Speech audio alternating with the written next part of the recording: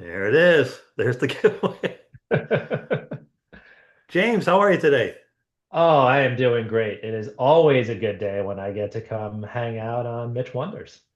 What a riot. I'm so glad. I mean, to see you again. And I'm not gonna, this is gonna sound almost bragging, but I'm not. Basically, it's like I've learned that I've had made so many friends over the last 42 years of like working or just living and stuff.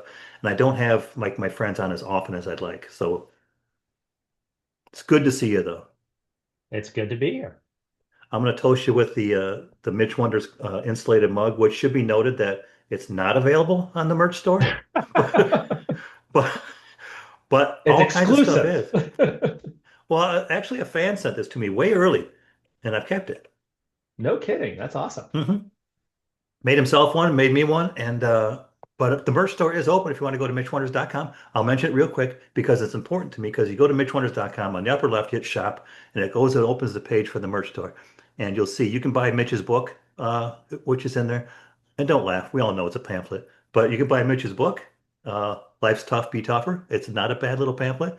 And the other button that goes to the merch store. And on the bottom page, you'll see on the merch store, there is one shirt that is dedicated solely to if anybody wants to buy that shirt, all proceeds go to the National Veterans Foundation. So just so you know, Mitch will keep no pennies from that. He may even supplant it a bit because I think it's a great cause. Absolutely. That is a great cause. And I will just throwing an additional pitch on your book.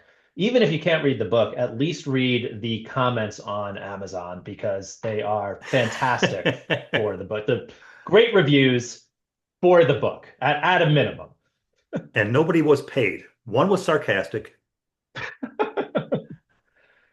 I feel like you're paying through the sarcasm a little bit, you know?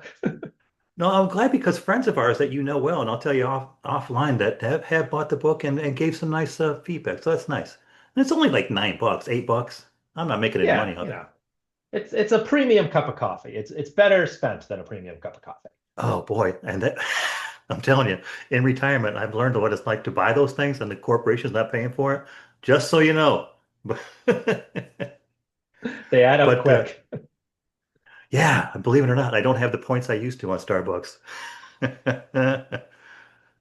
But hey, I'm glad that me because when I was writing this topic down, I've told like lots of people before, when I think about this topic, and right away it comes to me who I want to talk with. And you and I have done Miracle of Flight episodes before, but this one, I think, right away I thought I got to get hold of James because it's I don't know about you, and this might be dorky, but I'm getting really fired up about this new impetus to get people back on the moon to give us like a launching pad to Mars. Well, I don't know how much you remember from the last time I was on the show here, but we were discussing the race to Mars and the opportunities with Mars. And one of the big things Right. that I was talking about was Mars is great, and I totally understand all the hype behind it, but a lot more of the opportunity for scientific advancement is getting back to and establishing a base on the moon. So I am very excited about the idea behind this and the intended end result here. The way we're getting Yeah. there, a little screwy, but you know what? That's how things go, and that's where it happens when you intersect science and politics, and that's how space is. But Yeah. Yeah. Well, yeah, there's money I'm to be excited had. about the moon. Yeah, and I mean, I know there's money to be had, and I know there's borderline, political things. Certainly not, and this is where I'm going to leave you behind because I'm a lot older than you. When we were launching Apollo, and when they started comparing Apollo with Artemis, I didn't realize it had been like 50 years since we sent someone to the moon. Yeah, it's crazy.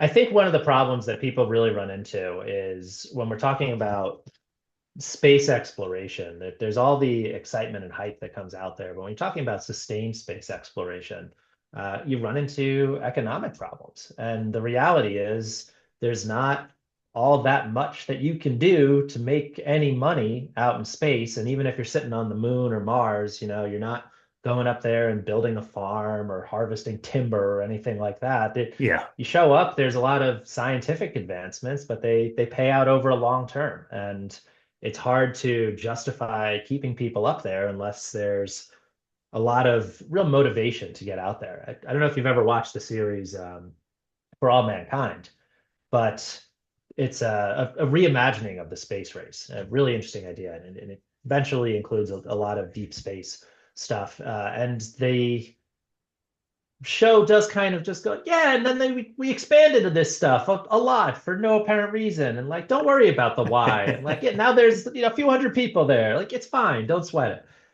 And I Oh, think that was an interesting spot where they kind of have to glaze over it because you do run into like the, well, why are we spending all this money aspect? But, and this is one of the exciting things I think about where we are now. We're at a point where some of the commercial changes, and it's hard to talk about this without talking about SpaceX in my mind. oh The yeah. commercial changes that have influenced uh, both launches to low Earth orbit and then rocket development for even the heavy launch and super heavy launch systems that are out there have really changed the game a lot for the approaches to getting back to the moon and Mars down the line. I think that's where you see a lot of the changes. And when I was talking about like the influence of politics and science on on the race to get back to the moon, if you can even call it a race, kind of no one else is really trying all that hard. But a lot of that shift, I think, has come from the complete overhaul that we've seen in the cost of getting material into orbit and the ways that we've got material into orbit. And that's been driven by SpaceX and their reusable launch systems.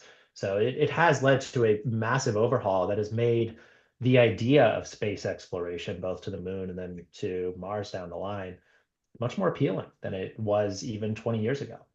Yeah, That's really it's a exciting. massive, it's a very, that's nothing. As I'm looking into it, I'm getting like more and more fired up, and I'm really concerned that you and I are going to go pretty long today. But like when you were talking about the pre, it sounded like when you said it, it felt like the early Apollo days when you're talking about, hey, we're going to build a farm and all this stuff. That's what all the hippies were like. We should do farming up there and all that stuff. Like, no, yeah. But Apollo and Artemis are just so different because, like you say, there was that Cold War pressure. I mean, all the political pressure from around the world, and from a lot of countries, like obviously the Soviet Union. But right now, the closest thing we've got to a space rival is China because they mentioned that they're going to have lunar missions in the 2030s.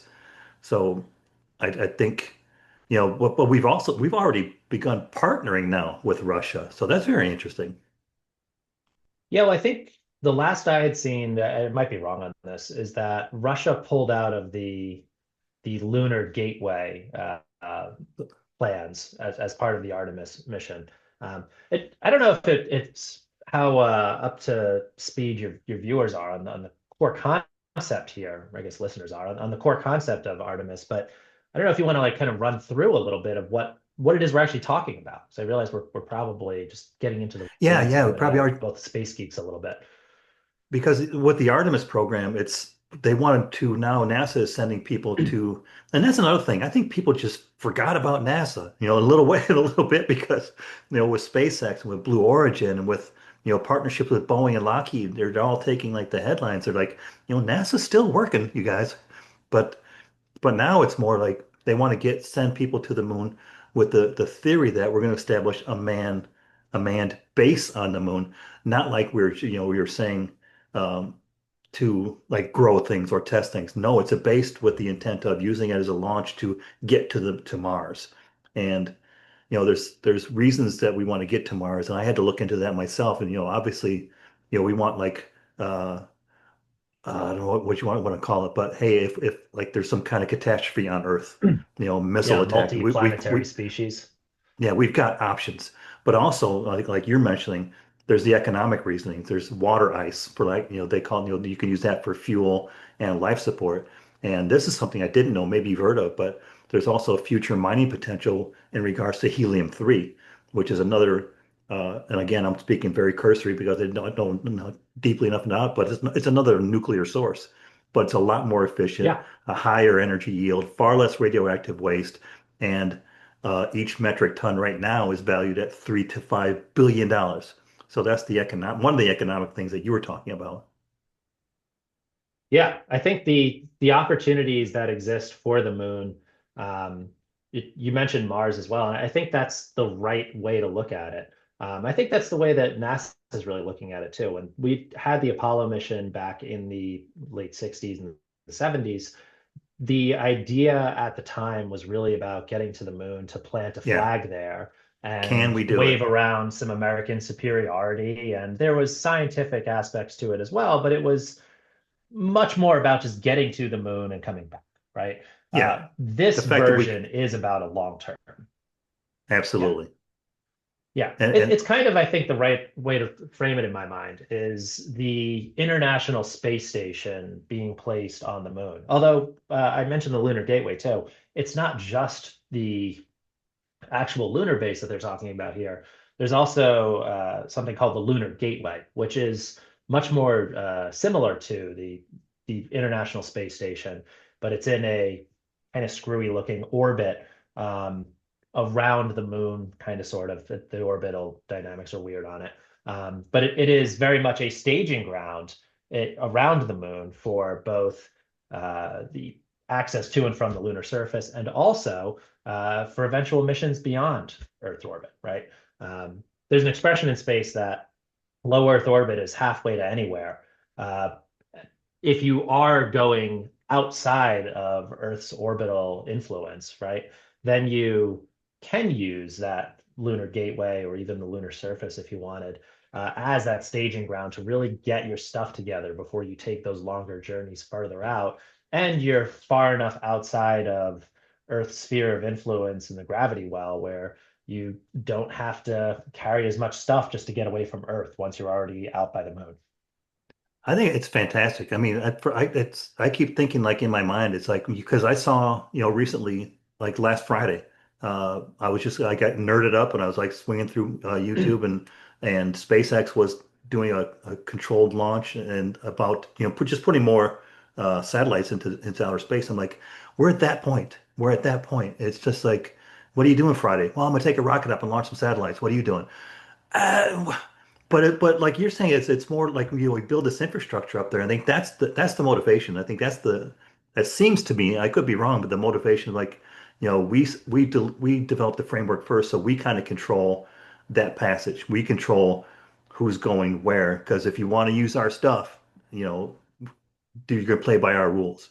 So I think that's why the rush now. It's not going to be a rush like Apollo where they would just take off and not be really sure that that issue was fixed. But they were more of a propensity of like instead of eliminating issues, they would mitigate them when they were in outer space or in flight. And it was like, are you guys, even because I was like 5 or 7 years old at the time, and I was like, that's kind of creepy. I don't know if you. Oh That's yeah. probably as far as my brain could take it. I think it's certainly interesting to see that the types of challenges that they're trying to overcome, which don't get me wrong, like the difficulties in putting hundreds of tons of fuel up into space and sending it towards the moon and whatnot, and all that mass and the life support and everything, that hasn't really changed all that much since the 60s. But the ability to do the advanced manufacturing and the Yeah, uh, computing in flight orbital changes and things like that, that's gotten to a point where it is much more accessible. And if you look at the Artemis program overall, unlike Apollo back in the 60s when it was very much NASA is going to the moon, right? And they were right. contracting things out, but it was purely a NASA driven effort. Now it is really a cross uh, between the public and private sector. Oh, And without a the doubt. idea is, yeah, it's much more so than you've ever seen, right? They want to take the Space Launch System, the huge new rocket that NASA has really led the development on, um, for to have people get up to the moon, where they're going to catch a SpaceX Starship rocket, and they're going to ride that down to the moon as the landing system. They're going to take that back up. They're talking about using a landing system developed by Blue Origin for some of the later missions as Yeah. well. And that idea that you have not just NASA taking a rocket that they're really leading the development on with, I think it's United Launch Alliance, which is the Lockheed Boeing partnership. Yeah. Um, they're not just taking that rocket, but there's three different companies that they are saying, hey, okay, we're also going to, or I guess four if you look at ULA as two. There's a bunch of different companies that are building these rockets to go out to the moon, and that is truly impressive to see the American might of industrial and scientific capabilities coming together there where other countries don't even have a realistic prospect for getting uh, to the moon in the near term. I think China is definitely the only one that's worth having a serious conversation about. Russia is probably a bit further back, but there's also Yeah. some risks with the approach that NASA's taking, right? But Well, it's yeah, definitely like a multinodal. And I'm going to tell you right now this because I'm going to give you one quick Texas shout out, then I'll shut up. Because now it's like, you've got NASA in Houston, you got SpaceX Starbase in South Texas down by the border. You got Blue Origin out in Van Horn and in Houston, and obviously contractors, supplying and feeding all three. But NASA does rely on commercial partners, like you're saying. But yes, it feels like NASA designs and owns and operates everything, and the other companies build and operate key aspects like you're mentioning, the rockets, the landers, the cargo systems. And I just heard, just saw recently the other day. I don't know how accurate it is because apparently I'm getting all my news from YouTube, but they were in the Van Horn Blue Origin, and for the first time they showed the lander, and it's a beast. They admitted it's pretty big, and but like you're saying, that it's going to be like one of the early stages, like you were just telling me. They'll keep working on it, and they'll get better. Just keep working, it gets better. But you were talking about me and trying to fix my deck, but that's Bezos's company working at Blue Origin trying to get better. And I'll tell you right now, Van Horn, I don't get why they picked way out there because employees have to drive 2 hours from El Paso and it's just a nothing town, but whatever. But it's out there. It's kind of pretty out there in West Texas. yeah, I think the beauty of using West Texas as a launching area is if you ever spend a little bit of time in West Texas, you Ooh, want to leave the planet Earth. wow. You feel like you've left because I Yeah, there was a couple Thanksgivings ago. I wanted to climb the tallest mountain in Texas, and it's up in the northwest part of Texas, up by New Mexico. So you have to actually stay in New Mexico and drive down to the park where it's at. But yeah. I flew out to El Paso and I drove the 2.5 hours to New Mexico, and it's the most nothing you've ever seen. And the only time I stopped was for the Border Patrol, but but there was no dice in that. But but Oh yeah. but but what but when you get back to like SpaceX focuses on, and I'm really, I mean, Elon might be crazy, he might be an evil genius, but he's got SpaceX focusing on rapid testing and iteration, Starship prototypes. Like we mentioned, Blue Origin is focusing on the slower, like infrastructure first approaches, the engines, the heavy lift rockets, and which is great though. It's great collaboration, like you just mentioned. Then you add in ULA and Northrop, etc. How do you not get excited? I mean, it's just like this is gonna happen. Yeah, it's interesting seeing the complexity. And I think the biggest challenges are always around the actual rockets themselves. And when you see the Space Launch System, and that thing was very delayed. And then you look at everything that, any of Musk's companies are ever talking about. And Musk is a hype guy at his core, right? And he's Hmm? very good at generating hype. And he has never met a deadline that he can't miss. But he's also willing to blow up a lot of stuff on the way and normalize Yeah, blowing up a lot of stuff on the way. Whereas if ULA blew up two or three of the space launch systems, people would be like, oh my God, it's the end of that rocket system. Whereas SpaceX can blow up a few of their Starship rockets and they're like, hey, we're learning stuff. It's fine, right? Yeah, it yeah. went to space and yeah, it crashed into the ocean, but like, hey, whatever. It won't eventually. They can It's normalize literally that. like It works well.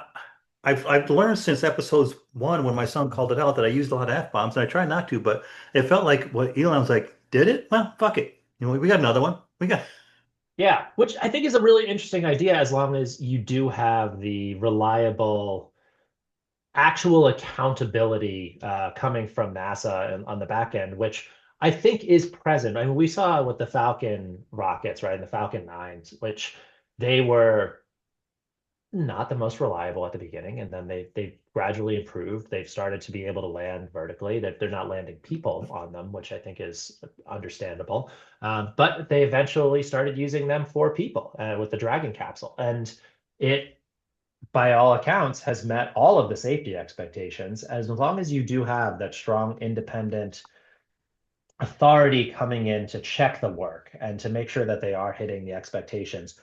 Who cares how many rockets a billionaire wants to blow up on their own dime, as long as that rocket is going to be reliable and effective when you actually put people on it, right? And I think that's a really foreign concept compared to government programs because for good reason, if we're spending taxpayer dollars and they've blown up 3 or 4 rockets, I'm like, hey, maybe we ought Yeah, to not be doing yeah. that anymore, right? But like if a billionaire wants to do it on their dime, go nuts, right? As long as it works in the end.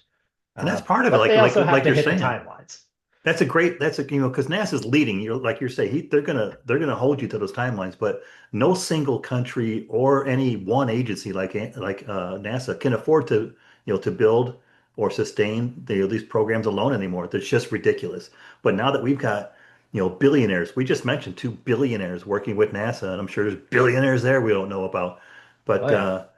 but it's now it's like, the government like NASA sets the mission goals and the safety standards and the funding base, like for NASA, ESA, JXA, et cetera. But then the industry, like your SpaceX, like we keep mentioning, they build everything else, the rockets, the landers, the engines, and Mhm. international partners provide astronauts and funding and some of the payloads. Canada's big on it. Europe Yeah. is throwing in some service, and even Japan's helping us too. How can this not happen? I'm too fired up. This is unfortunate because it's in the middle of the day. I'm going to be fired up the rest of the damn day. Well, you could start driving towards West Texas. That'll certainly kill that fear. Yeah, Let's be and in another 8 hours, I'll still be driving towards West Texas. that's right. But and this I is, go ahead. well, I was going to say I think it's really impressive to see the long-term ideas that they're willing to bite off with this too. And if you look at some of the solutions that they're coming up with, they're getting creative with some of this. Like the idea of using a Starship rocket as a lunar lander is insane. That thing is 50 something meters tall, right? You're landing a building vertically on the moon. And you go, yeah, yeah, it's Okay. fine. And then we'll just take off again afterwards with the same thing. The lunar landers that they had back in Apollo, that thing was so janky, is really the word. They didn't have seats. They said, hey, seats are too heavy. So you're just going to stand and just bend your knees a little bit That's when so they touch crazy. down so you can cushion the landing a little bit because like seats are too heavy, right? And now they're just like, no, no, we'll just go land a skyscraper on the moon and then we'll use it to take off again. And it's easier because it's already going to be doing that elsewhere. It'll be fine, Yeah, right? yeah. That kind But of innovation is it's fun and exciting, and I think people really get geeked out about human spaceflight. Like NASA's done a lot of really cool stuff lately. yeah, they But still. after the ISS, they focused on a lot of that deep space robotic stuff, and people don't care. The general public doesn't. The scientific community, people who like space, really into it. But without human spaceflight, people just they don't get that excited about it. I just hope they do. I just hope this leads to the fervor, like, for STEM research, of course, and expires, the next new wave of young kids to be looking forward to this as their main. And I'll tell you, like when I told you I saw that SpaceX launch of what's the damn satellite called? I can't. Which one are you talking about? Starlink. There you go. You're right. Oh, the Uh, Starlink? Yeah. but then they showed all the team on the ground cheering like, "Hey, they look like they were 19 and 20, 24." I'm like, "Oh wow! Yeah. Good thing I didn't get that job there I was applying for because I would have stood out like a sore thumb." But but back then, because you bring up Apollo, that back then it was, the national sprint. It was a national fervor. Yeah. John F. Kennedy just declared, "We're going to the damn moon." But now it's more like a multinational construction project. So it's like you can watch it develop, you can watch it go, and it's no longer like a single nation race. It's more like a shared Right. presence. The competition's still there, but it's more strategy, right? Yeah, nothing would make me happier than seeing China get realistically close to some of the major milestones for putting people on the moon again. Because I really do think that when you're talking about these kind of public-private partners, like there's not that much private value in going to the moon right now. We talked about helium-3, right? But Yeah. I don't think you're going to find that that is the most effective or cost-effective way to uh, to actually recover helium. I mean, you can watch the movie Moon if you're into that idea. It's pretty interesting. Great movie. I'm Not so not much above about the that. I've got economics. time now. I can watch a movie called Moon. Yeah, it's about harvesting helium-3 on the moon. A lot of other Nice. stuff too, but yeah. But I think the private aspects, they're not there exclusively. You do need that public aspect. And the reality is people these days expect a show, right? They expect to see that the government is not just some quiet thing that operates successfully in the background. They want to see the razzmatazz that goes with it. And if you do have that competition between Chinese rockets and the Chinese government putting people on the moon, and then American public-private partnerships trying to put people on the moon, I think that gets the story that people actually are going to be Yeah, invested in. And then unfortunately, yeah. I think that's a good thing, though, right? Like if China's trying to develop a solution to get to the moon, and you've got three different companies in the US and NASA all trying to develop the same thing, maybe there's one approach that everyone takes. Maybe there's two or four or six that they come up with. And we all just end up with a bunch of cool scientific innovations. You can sit there and look at the list of things that came out of the scientific advances with the Apollo missions, and it's all kinds of stuff that has had both minor and major impacts on our daily lives in a very positive way. And I think that is a good thing on that, right? So the more, I don't care who it is that's putting people on the moon. If North Korea puts someone Right. on the moon, great, because it'll give other countries inspiration to go to the moon. And eventually, some of that North Korean tech will tell you how to take half a pound of rice and turn it into a moon rocket. Well, yeah, but this feels like, and I'll ask you straight up, does this feel like a global collaboration like we've never seen before? I mean, we're relatively small term. Like I've been around for 6 decades. You've been around for what, 2.5? But it's I think the gray hairs would disagree with that estimate. But it feels like the collaboration, but with like I want to do air quotes, kind of, but it's like the largest sustained it's easy for me to say. Wait for it, here it comes. Technical collaboration across governments and corporations, but it also is alongside competing like US and partners and China-led frameworks. So cooperation and competition for the first time, I think, happened at the same time. Yeah, I think certainly on the approaches that the US has taken to space. Like if you look at the Chinese space program and their development, that is very independently run, right? It's a Chinese program run by China with almost no interaction with some of the other countries that they operate with and who are in the Chinese sphere of influence. The US approach is much more intentionally modeled around what was done with the International Space Station. And I think that's by design, right? So you do get more of that international buy-in.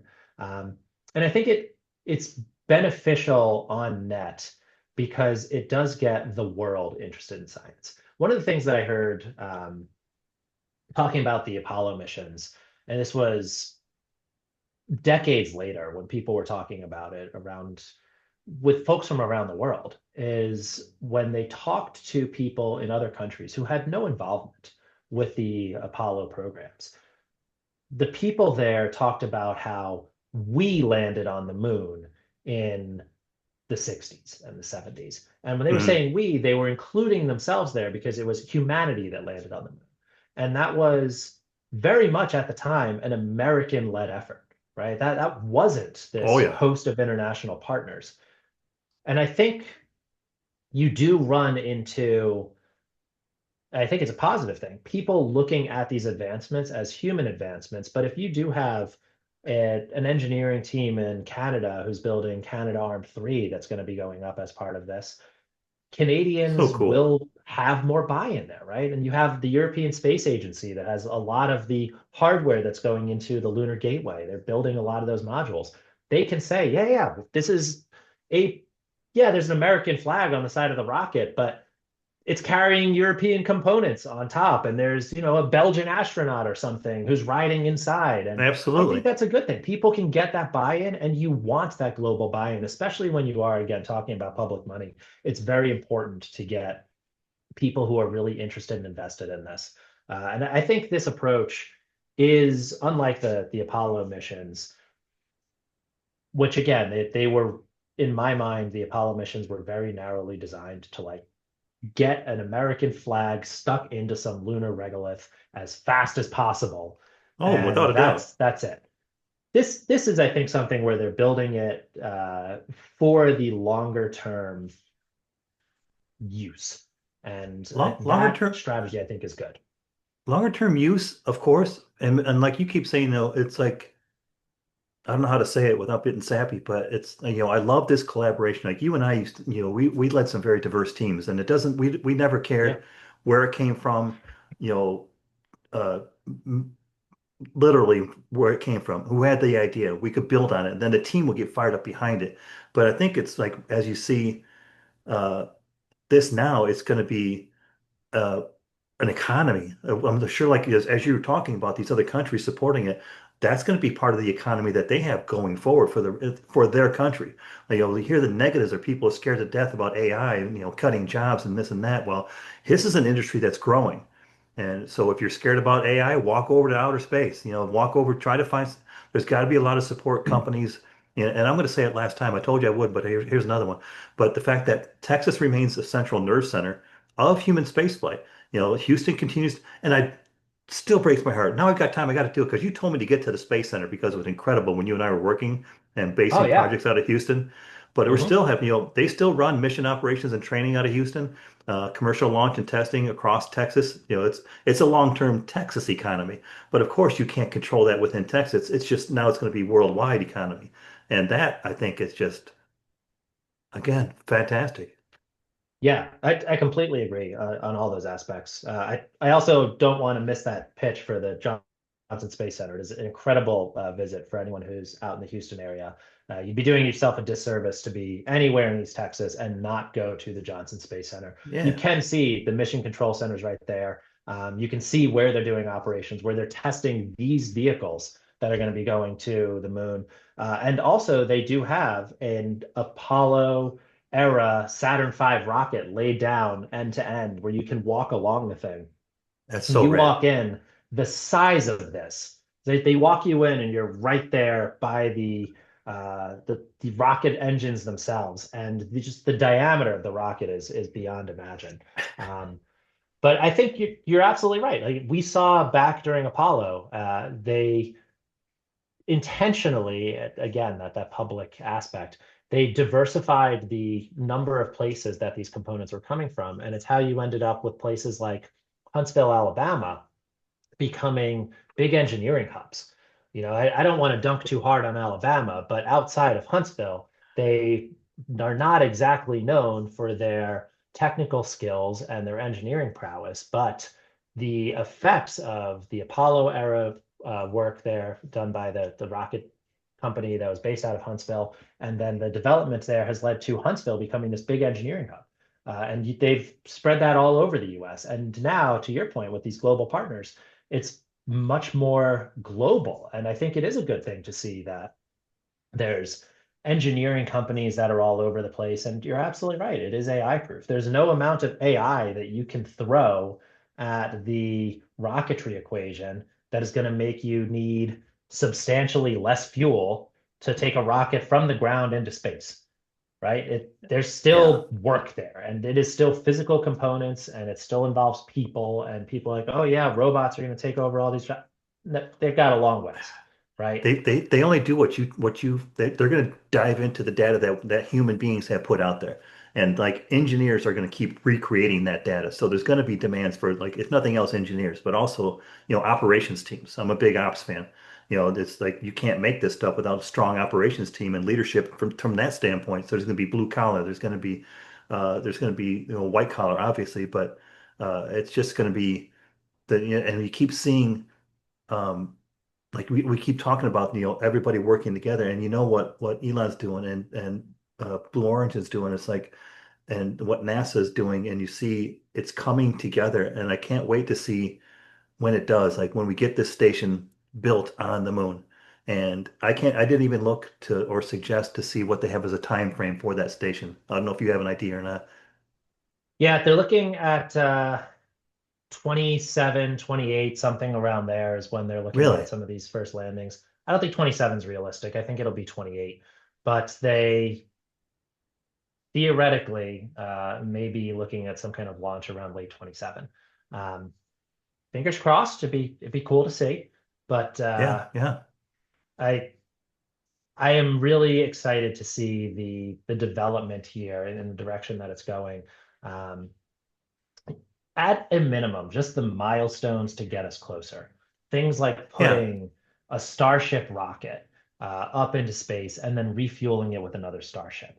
Once you do crazy. that, you have so much fuel sitting up there to do whatever you want with, right? And if you're going to the moon, that's great. That gives you a lot of opportunities, but it sets you up for putting a ton of payload to Mars. It sets you up for deep space missions. It Yeah, just opens up the world of possibilities where if you want to go put a robot to fly around the atmosphere of Neptune, you can do it and make that robot the size of like, I don't know, a business jet or something like that, instead of just some little probe the size of a desk.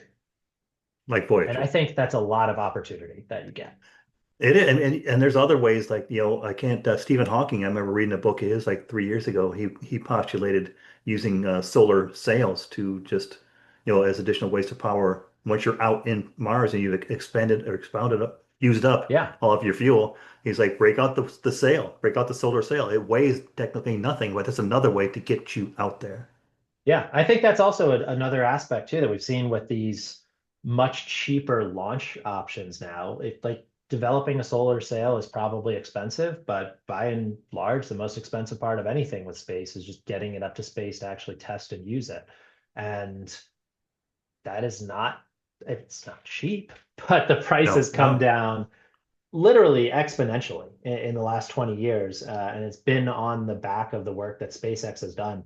Uh, no matter what you think about Elon Musk, and I think he's, a little up there in the head gotta be. quite often, but they have completely changed the game when it comes to space. And other companies have copied that model and it's worked well. And I think the effects that they have had have been tremendous and very valuable for things like the Artemis program, and things like solar sails can actually be built and tested now because of the drop in price. It's not this massive investment from government money anymore. You can actually Exactly. get things that are achievable to test. Even NASA, they sent up a module from, I think it was called Bigelow Aerospace or something like that. It was an inflatable hub that they stuck on the side of the International Space Station, and they blew this thing up like a balloon to live in.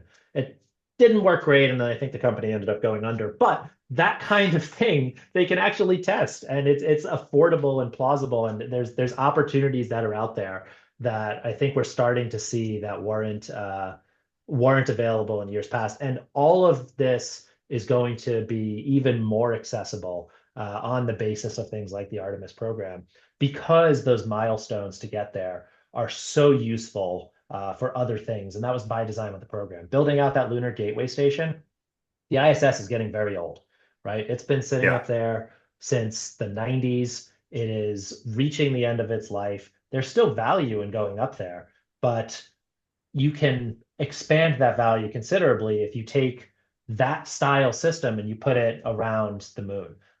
And you can also expand that on the lunar surface, right? And if you're in the ISS, when you want to take out the garbage, you need to send a rocket down into Earth and burn it up in the atmosphere. If you're on the lunar surface, you can throw it out back and call it a day.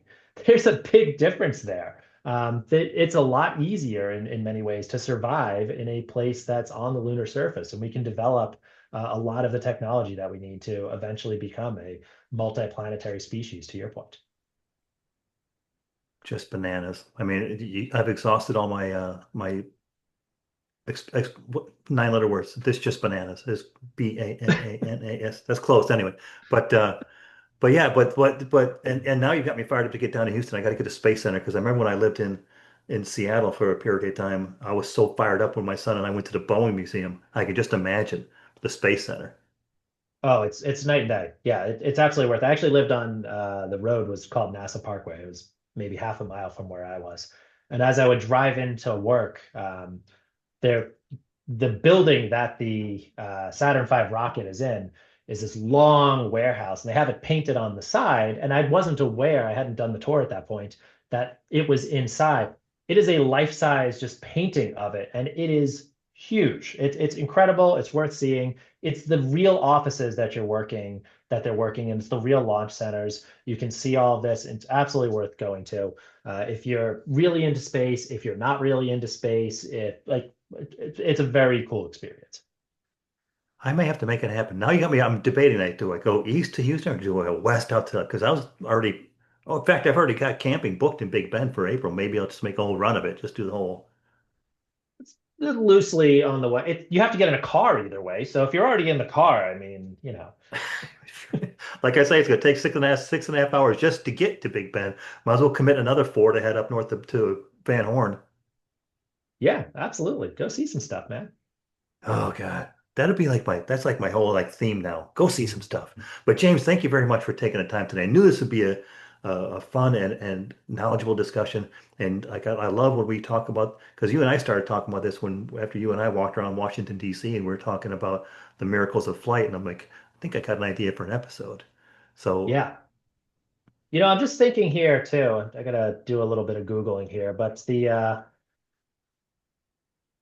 height of the Washington Monument there in DC is about 150-ish meters tall, right? So if you want to just think about the coolness that you're seeing with some of these plans to land on the moon with that super tall rocket, it's about a third of the height of that, and it's going to land vertically. Incredible amount of engineering prowess it there. is. So I think it's probably helpful for people to get a little bit of that reference. These are huge systems. It's really cool stuff. There's amazing engineering behind it. It is hard to overstate how exciting this is and should be for everybody, Thank even you. if it is a convoluted mess to try and figure out exactly who's doing what. We are going in the right direction. There is good advancement in human spaceflight. It's being led by NASA, and NASA's leadership there is the reason that we're able to take advantage of these commercial systems. Great discussion. Like I'm too pumped now. I'm gonna stutter, but I'm gonna get out of this right now and give us both off the hook. So thank you for joining me today. I know it's tough when you got family life, you got a crazy business life. So thank you for taking the time. And I'd like to thank everybody else if they listened all the way to here. If you want, like I say, the merch store, mitchwonders.com. If you want to support Mitch, maybe just toss a couple of jelly beans in the old Venmo jar at mitchwonders.com. Last time I looked, it was up to $26, so we're getting there. But thanks a lot, James. I'm looking forward to the next time. Like maybe I didn't want to even bring up Voyager with you because I know we would go into it, but maybe next time we'll talk about it. You know me, I'm always happy to talk about stuff that's going off the ground. So looking forward to the day that the Mitch Wonders merch store is able to deliver to the lunar surface. Thank you. There you go. Now I'm fired up. Yeah, All right. absolutely. All right. Thanks, Been a James. We'll pleasure, talk to you man. soon, man. All right, you take it easy.